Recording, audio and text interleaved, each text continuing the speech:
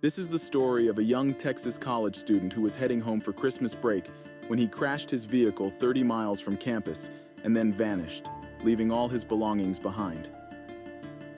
What led up to his disappearance, you may ask? Stay tuned to find out. Welcome to our channel. This is Criminal Activities.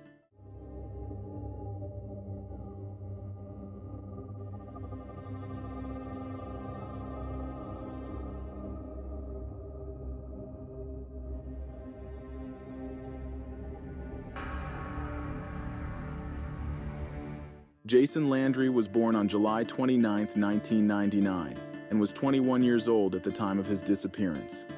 He lived in San Marcos, Texas, in a college apartment as he attended Texas State University. He has a mother, Lisa Landry, and a father, Kent Landry, who is a church pastor, and they lived in Missouri City, Texas, which was about 2.5 hours away from San Marcos. Jason also is the younger brother of two siblings, whose names are Jessica and Kyle. The night of his disappearance, Jason had just finished his college semester and wanted to head back home for the holidays, so he decided to pack up his belongings to prepare to leave. Before he went on his way, he FaceTimed a friend in Missouri City approximately 1 hour before leaving his apartment. Once the call was over, Jason hopped in his car and started driving, but he never made it home. Investigators would later discover the route Jason had taken by gaining access to his cell phone and computer data. And here is the route they discovered he took with the help of Google Maps. Investigators believe Jason left his San Marcos apartment around 10:55 p.m., December 13th, with the intent to travel the whole way to Missouri City, Texas, where his parents live. At 11:05, he drove onto Highway 80, passing under Interstate 35 in San Marcos. He continued south, entering Caldwell County at 11:07. At 11:11, he was then in a city called Martindale, continuing south on Highway 80. He passed over State Highway 130 at 11:15. At 11:17, he was in a town called Fentress. He entered Prairie Lay at 11:19, then the Stairtown area at 11:21. At 11:24, he entered Luling, still on Highway 80. As he went through the intersection of Hackberry Street, where Highway 80 becomes Austin Street, he quits using the Waze mapping application and begins using Snapchat on his phone. He then continued on Austin Street to the intersection of US 183, which is also known as Magnolia Avenue. It is believed he continued straight through the intersection, but his digital footprint stopped here.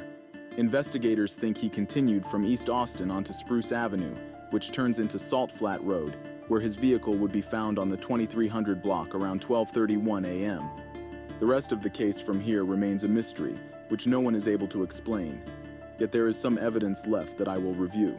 For some unknown reason, Jason left his normal route home and ended up along the remote, dark dirt road named Salt Flats. His car would be found by a passing vehicle early on the cold morning. Jason's car had crashed into a fence and was totaled, but there was no sign of him anywhere. At 12:31 a.m., the passing vehicle driven by a volunteer firefighter just so happened to be driving through the area. He discovered Jason's car abandoned, pinned against a tree on a barbed wire fence, still running with the keys in the ignition and the lights on. Police had arrived after being notified and searched the area. It was said police even searched an abandoned house near the scene in an attempt to find Jason, but they had no luck. Jason's belongings were found scattered out along the gravel road. No signs of robbery were visible because nothing of value appeared to have been taken from the site. His wallet and cell phone were found inside his car amongst his other belongings, which included a backpack, a laptop, gaming equipment, a bag of toiletries, and more that was found outside the vehicle. Investigators also found all his clothing left behind that he had been wearing that night. Everything he had worn from head to toe was amongst the things found within 900 feet of his vehicle. It seemed he had stripped out of his clothing. There was also no sign of a struggle, according to Caldwell County Sheriff's Office. They said it appeared Jason got out of his car willingly, and that there is no evidence of a crime. However, there are theories proposed by others believing that foul play could still be a possibility. There is a theory held by police that seems to stand out the most. Now, I do not want to paint anyone out to be a bad person. I'm just going to be reviewing the preferred theory based on the circumstantial evidence. They believe that Jason was into drugs, which could have played a major role in his disappearance. Amongst his belongings, a usable amount of marijuana was found. One theory is that the marijuana may have been combined with an unknown hallucinogenic substance, but this is just speculation. Earlier, I mentioned how Jason had FaceTimed his friend before leaving to head out of town that night. Jason was set to meet this friend in Missouri City over the Christmas break.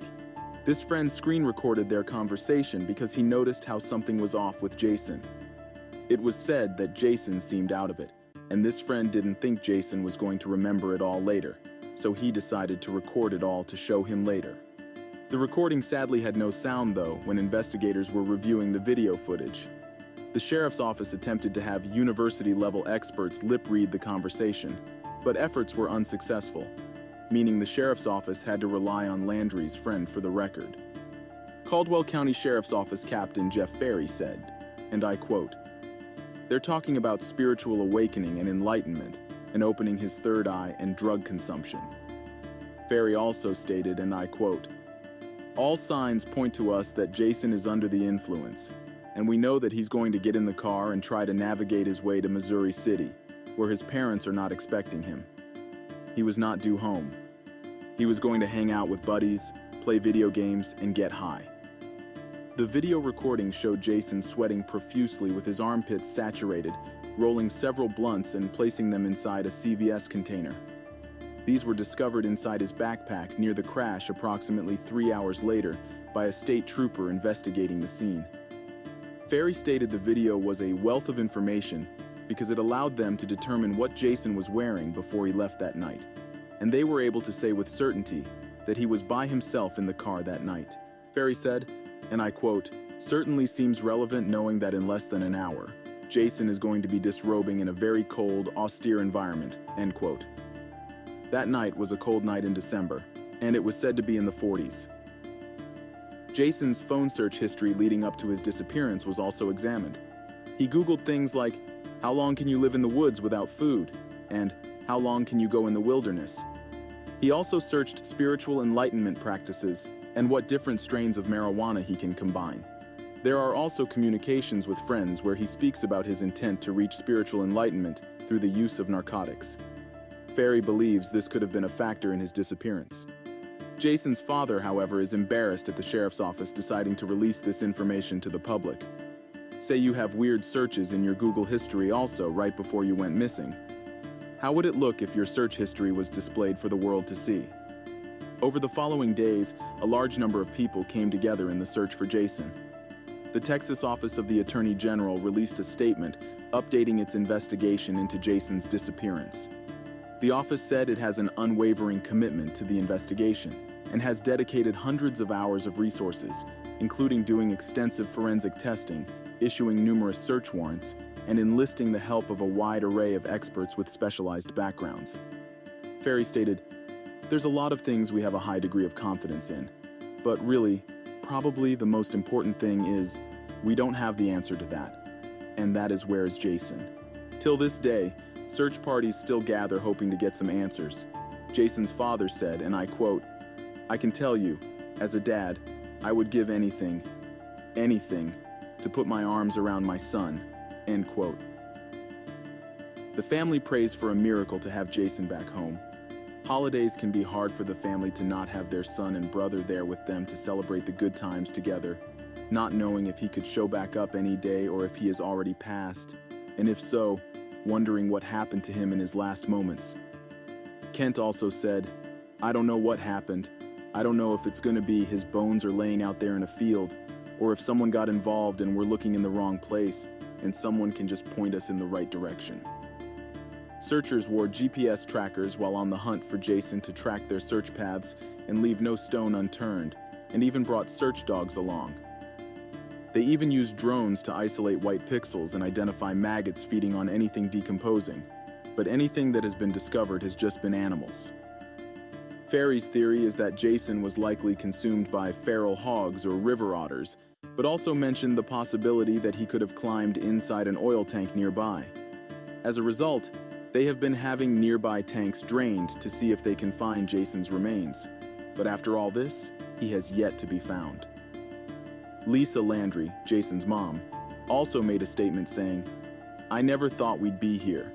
From the very beginning, I thought we would find him that first day. It's hard to believe it's been 3 years. It's just crazy. It makes me wonder how much longer we have to go." End quote. It has been an emotional roller coaster for the family over the years of searching. In July 2022, an unidentified man was found unconscious in the Bronx. Kent received a lot of messages concerning the young man and how there is a striking resemblance between Jason and him.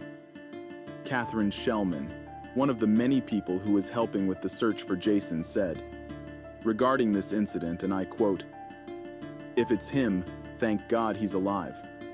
If it's not him, the family has no answers, and the search continues." End quote. The man, however, was quickly confirmed to not be Jason. Catherine has raised awareness ever since hearing Jason's story. Years ago, Catherine lost her own daughter, who was also a Texas State University student. Referring to her daughter's death, she said, and I quote, "I used to think that was the worst thing ever. But when I heard about the Landry family, I thought to not know has got to be a whole lot worse. I was drawn to help this family, so we are just doing what we can to keep Jason's name out there and keep the public aware that he is still missing." End quote. Every year for the past 3 years, friends, family, and volunteers will all gather around for a candlelight vigil that is held at the crash site where his car was found on Salt Flat Road in Luling, Texas. Please keep in mind that these missing people cases we cover are for real people. So if you have any information on Jason, please contact the Attorney General's Cold Case and Missing Persons Unit by going to their website. You can also call Project Absentis anonymous tip line. All information will be posted down in the description box. It has been 3 hard years for the family, and Jason's loved ones and supporters don't want his case to be forgotten. A short description we have of him is that he has brown hair and brown eyes. His last known weight was 170 pounds, and he is 6 feet 1 inches tall. Kent says the reward has increased from $10,000 to $20,000 for information on his son's case. Regarding the continuing search for Jason, the family said they're always looking for volunteers and donations. They have a GoFundMe page that I will link below as well. It has been set up to raise money for searches and awareness. Jason's disappearance certainly remains a mystery, but I want to know your opinion on this case. What do you believe happened to Jason? Do you think he was abducted, murdered, or injured and confused from the accident, or do you think his disappearance had to do with drugs? I'd love to hear from you in the comment section. This is Criminal Activities signing off. Stay safe out there.